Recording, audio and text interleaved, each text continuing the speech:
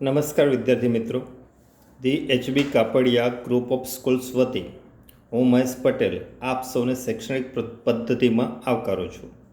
ધોરણ 11 ઇતિહાસ વિષયની અંદર આપણે અગાઉ પ્રકરણ 1ની અંદર અભ્યાસ કરી રહ્યા હતા, જેમાં છેલ્લે ઇતિહાસ જાણવાના અલિખિત સાધનો વિશે ચર્ચા કરી હતી અને ઇમ્પોર્ટન્ટ 3 ગુણની ટૂંકનોટ તરીકે તમે તૈયારી કરી હશે. હવે આગળ આપણે ઇતિહાસ જાણવાના લેખિત સાધનો વિશે અભ્યાસ કરીશું. લેખિત સાધનો એટલે કે લખાયેલા જે સાહિત્યિક ગ્રંથો છે એ ગ્રંથો વિશે આપણે અહીંયા અભ્યાસ કરવાનો રહેશે. આ ગ્રંથોની અંદર આપણે જોઈએ તો લેખિત સાધનોને પણ 4 પ્રકારના છે કે જેમાં ધાર્મિક સાહિત્ય એટલે ધર્મ સંદર્ભે રચાયેલું સાહિત્ય, એ પછી ધર્મેતર સાહિત્ય એટલે કે ધર્મ સિવાયની બાબતો ઉપર રચાયેલું સાહિત્ય, એ સિવાય રાજા મહારાજાઓના સમયકાળમાં ચાલતા પ્રચલિત સિક્કાઓ, એમને બનાવેલા શિલાલેખો, અને એ ઉપરાંત વિદેશી લોકો ભારતમાં વેપાર અર્થે આવ્યા હોય તો એ પ્રવાસીઓએ લખેલી પ્રવાસ નોંધ કે જેને આધારે આપણે લેખિત ઇતિહાસ સાંપડે અને આ ઇતિહાસને આધારે પણ આપણે ઘણી બધી પ્રાચીન મધ્યકાલીન સમયકાળની માહિતી પ્રાપ્ત થાય છે અને એને આધારે ઇતિહાસ લખી શકાય કે ઇતિહાસને જાણી શકાય. તો આપણે અહીંયા બીજી એક ઇમ્પોર્ટન્ટ 3 ગુણની ટૂંકનોંધ છે. મોટાભાગે 5 ગુણમાં પૂછાય એવું કે ઇતિહાસ જાણવાના લેખિત સાધનો અંતર્ગત ધાર્મિક સાહિત્ય વિશે સમજૂતી આપો. તો અહીંયા ધાર્મિક સાહિત્ય જે પણ ગ્રંથો છે એના વિશે માહિતી લખવાની રહેશે. હવે જોઈએ ધાર્મિક સાહિત્યમાં કે ભારતની સંસ્કૃતિ વ્યાપકપણે પ્રાચીન સમયકાળથી ધર્મ સાથે સંકળાયેલી જોવા મળે છે. આ ધર્મની અંદર ઋગ્વેદ એ ધાર્મિક સાહિત્યનો સૌથી જૂનો અને પ્રારંભિક પહેલો ગ્રંથ છે, જે ગ્રંથનો સમયકાળ ઈસવીસન પૂર્વે 1500થી ઈસવીસન પૂર્વે 1000નો મનાય છે. હવે ઈસવીસન પૂર્વેનો અર્થ શું થાય? એટલે કે ઈસવીસનની જે શરૂઆત થઈ, જેમ કે ઈસવીસન 1, તો ઈસવીસન 1ની જે શરૂઆત થઈ તો આપણે અહીંયા લખીએ ઈસવીસન 1. તો ઈસવીસન 1 એટલે અહીંયા પૂર્વે લખ્યું છે, એટલે કે ઈસવીસનની શરૂઆત થઈ એ પહેલાં, એટલે કે પાછળ સમય જવાનો કે જેમાં 1500 વર્ષથી ઈસવીસન 1થી 1500 વર્ષ પહેલાંથી 1000 વર્ષ સુધીના સમયગાળામાં, એટલે એને કહેવાય ઈસવીસન પૂર્વે 1500, ઈસવીસન પૂર્વે 1000, પછી ઈસવીસનની શરૂઆત થઈ અને હાલ ઈસવીસન 2020. તો આ પ્રકારે ઈસવીસનની ગણતરી થતી હોય છે. એટલે ઈસવીસન પૂર્વે 1500થી ઈસવીસન પૂર્વે 1000નો સમય માનવામાં આવે છે. એટલે કે ઈસવીસનની શરૂઆત થઈ એ પહેલાંના 1000 વર્ષ પહેલાં આ ગ્રંથ રચાયો હશે એવું મનાય છે. પ્રાચીન વેદમાં એટલે કે ઋગ્વેદમાં 1028 સૂક્તો એટલે કે ઋચાઓ અને 10 મંડળમાં એટલે કે પ્રકરણમાં આ ગ્રંથ વિભક્ત છે. આ ગ્રંથમાં આર્યોની ધાર્મિક, સામાજિક, રાજકીય અને સાંસ્કૃતિક માહિતીનો આપણને ખ્યાલ મળે છે. ઋગ્વેદકાલીન ભારતને આપણે વેદકાલીન ભારત તરીકે પણ ઓળખીએ છીએ, જેમાં 4 મુખ્યત્વે વેદો રચાયા હતા. 4 વેદો પૈકીનો પહેલો વેદ હતો ઋગ્વેદ. એ પછી સમયાંતરે યજુર્વેદ, સામવેદ, અથર્વવેદ એવા 3 બીજા વેદો રચાયા. ઋગ્વેદ પછીની આ 3 વેદોની રચના થઈ, પણ આ 3 વેદોમાં કઈ માહિતીનો સંગ્રહ થયેલો જોવા મળે? તો ધાર્મિક ક્ષેત્રે જે મંત્રો, પ્રાર્થનાઓ, અનુષ્ઠાનો, સાંસારિક બાબતો, યજ્ઞાદિક ક્રિયાઓ, સંસ્કારોનું વર્ણન, આવી બધી બાબતો આ બાકીના ગ્રંથોમાં જોવા મળે છે. જેમ કે સામવેદ છે ને સંગીતની ગંગોત્રી પણ કહેવામાં આવે છે. અથર્વવેદની અંદર ધાર્મિક કર્મકાંડ, સંસ્કારોનું વર્ણન જોવા મળે. યજુર્વેદની અંદર યજ્ઞાદિક ક્રિયાનું વર્ણન જોવા મળે છે. એ પછી જે સાહિત્ય રચાયું એને પાશ્ચાત્ય વૈદિક સાહિત્ય કહેવાય છે, એટલે કે વૈદિક સાહિત્ય પછીનું સાહિત્ય. અને આ સાહિત્યની અંદર આવતા જે મહત્ત્વના ગ્રંથો છે એ ગ્રંથોમાં બ્રાહ્મણ ગ્રંથો, આરણ્યકો, ઉપનિષદો તથા પુરાણો તેમજ જૈન અને બૌદ્ધ ગ્રંથોનો સમાવેશ થાય છે. તમે ધોરણ 10માં પણ આ બાબતે વિગતે અભ્યાસ કરી ચૂક્યા છો. આ ઉપરાંત ધર્મસૂત્રો, રામાયણ, મહાભારત જેવા મહાકાવ્યો પણ પાશ્ચાત્ય વૈદિક સાહિત્યની અંદર બહુ જ અગત્યના કહી શકાય. હવે પુરાણો. પુરાણો એ શું છે?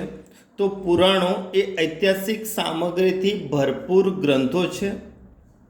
જો કે તેનો રચનાકાળ સ્પષ્ટ નથી, એટલે કે ક્યારે રચાયા એની ચોક્કસ માહિતી સાંપડતી નથી. પણ 18 પુરાણો પૈકી ભાગવત પુરાણ, મત્સ્ય પુરાણ, વિષ્ણુ પુરાણ, ગરુડ પુરાણ એ અગત્યના પુરાણ કહી શકાય. અને આ પ્રકારે પુરાણોમાંથી પણ પ્રાચીન ભારતની ધાર્મિક સામાજિક બાબતનો આપણને ખ્યાલ મળી શકે છે. પુરાણો પછી જે મહત્ત્વનું સાહિત્ય છે એ ઉપનિષદો કહી શકાય. ઉપનિષદોની સંખ્યા લગભગ 108 છે, એટલે 108 ઉપનિષદ છે. આ ઉપનિષદોને વેદાંત પણ કહે છે, એટલે કે વેદોના અંત સ્વરૂપે રચાયેલા આ ગ્રંથો છે. ઉપનિષદો એ સાદા સરળ વાક્યમાં સંવાદ સ્વરૂપે રચાયેલા છે, જેમાં દાર્શનિક બાબતોનું વિવેચન વધારે છે. દાર્શનિક બાબતો એટલે કે આત્મા પરમાત્માને લગતી, મહાન તત્વજ્ઞાનને લગતી ચર્ચાઓનો તેમાં સમાવેશ થાય છે.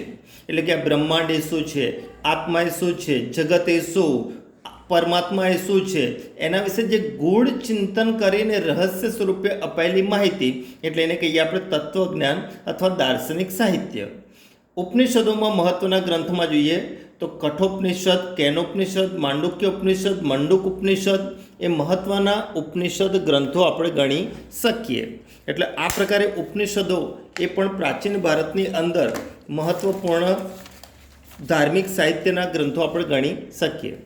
એ પછીનું જે સાહિત્ય છે એને કહેવાય ઉત્તર વેદકાળ, એટલે કે વેદોના પછીના સમયકાળમાં રચાયેલું સાહિત્ય, એટલે એને ઉત્તર વેદકાળ તરીકે આપણે ઓળખીએ છીએ.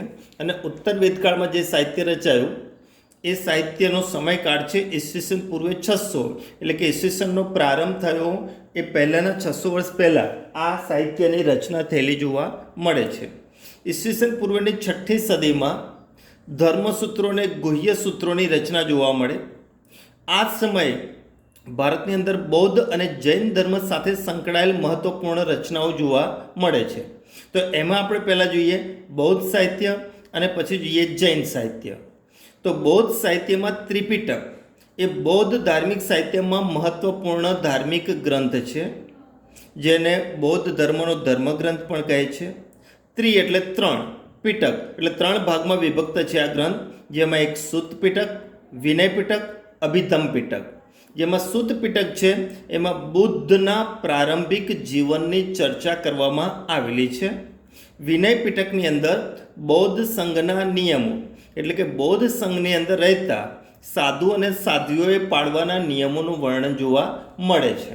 જ્યારે અભિધમ પિટક એ બૌદ્ધ ધર્મમાં તત્વજ્ઞાનથી ભરપૂર ગ્રંથ એ અભિધમ પિટક છે, એટલે કે બૌદ્ધ ધર્મનું તત્વજ્ઞાન અભિધમ પિટકમાં જોવા મળે છે.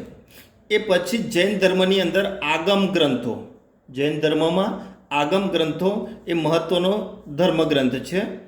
આ આગમ ગ્રંથોની અંદર 24 જૈન તીર્થંકરોની તત્વજ્ઞાનપૂર્ણ ચર્ચા કરવામાં આવેલી છે. પ્રથમ સંકલન એટલે કે આગમ ગ્રંથોનું પ્રથમ સંકલન મૌર્ય કાળમાં થયેલું હતું, જ્યારે બીજું સંકલન ઈસવીસનની 6ઠી સદીમાં ગુજરાતની અંદર પ્રસિદ્ધ વિદ્યાપીઠ વલભીમાં થયું હતું.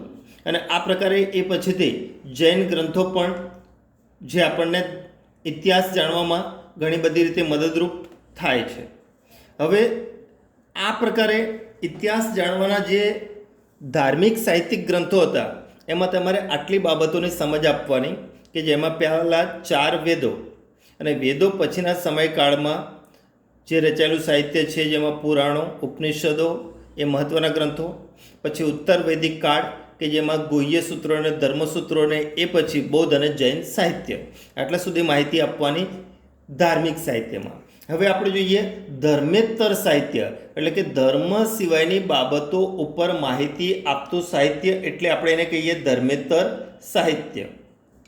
તો ધર્મેતર સાહિત્યમાં પણ સ્મૃતિ ગ્રંથો, વિવિધ સંહિતાઓ, નાટકો, ઇતિહાસ ગ્રંથોનો સમાવેશ અહીંયા થતો જોવા મળે છે, જે ધર્મેતર સાહિત્ય કહેવાય, કે જેમાં ધાર્મિક બાબતો નથી પણ સમાજની ઘણી બધી બાબતોનો સમાવેશ થતો જોવા મળે છે. મનુસ્મૃતિ એ અગત્યનો ધર્મેતર સાહિત્યિક ગ્રંથ ગણી શકાય.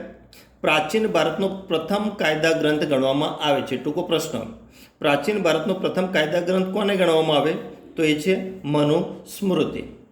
એ પછી કૌટિલ્યનું અર્થશાસ્ત્ર બીજો મહત્વપૂર્ણ ગ્રંથ છે, જેમાં મૌર્યકાલીન રાજનૈતિક વ્યવસ્થા, અર્થવ્યવસ્થા અને તેના સ્વરૂપ વિશેની માહિતી જોવા મળે છે. એ પછી પાણીની રચિત અષ્ટાધ્યાયી નામનો સંસ્કૃતનો વ્યાકરણ ગ્રંથ, કે જે પ્રથમ વ્યાકરણ ગ્રંથ કહી શકાય, એ પણ ધર્મેતર સાહિત્ય છે, કારણ કે એમાં ધાર્મિક માહિતી નથી, પણ ભાષાકીય વ્યાકરણને લગતી માહિતી કહી શકાય. એ સિવાય દિત્ત નિકાય, અંગુત્તર નિકાય, મજ્જિમ નિકાય એ બૌદ્ધ ગ્રંથો છે કે જેમાં પણ ધર્મની માહિતી નથી. એ પછી કાલિદાસે રચેલા 3 નાટકો, ભાસના 13 નાટકો, શુદ્રકે રચેલું મુચ્છકટિકમ નાટક એ પણ ઐતિહાસિક રીતે મહત્ત્વના ગણાય છે, કારણ કે એ નાટકોને આધારે સામાજિક સાંસ્કૃતિક પરિસ્થિતિનો આપણને ખ્યાલ મળી શકે છે.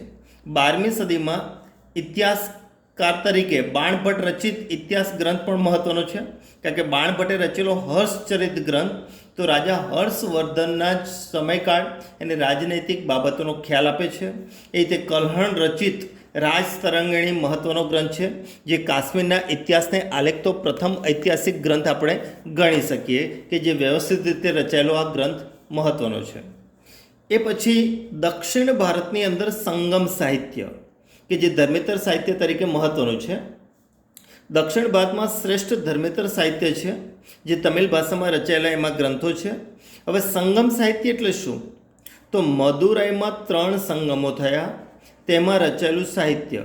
એટલે કે રાજાઓ હોય, મહારાજાઓ હોય કે કોઈ પ્રશસ્તિ હોય, એમને વખાણ માટે કે એમના પ્રોત્સાહન માટે અલગ અલગ કવિઓ ભેગા મળી પોતાની જે રચનાઓ રજૂ કરી, અને આ રચનાઓ આધારિત જે સાહિત્ય રચાયું એને સંગમ સાહિત્ય કહેવાય.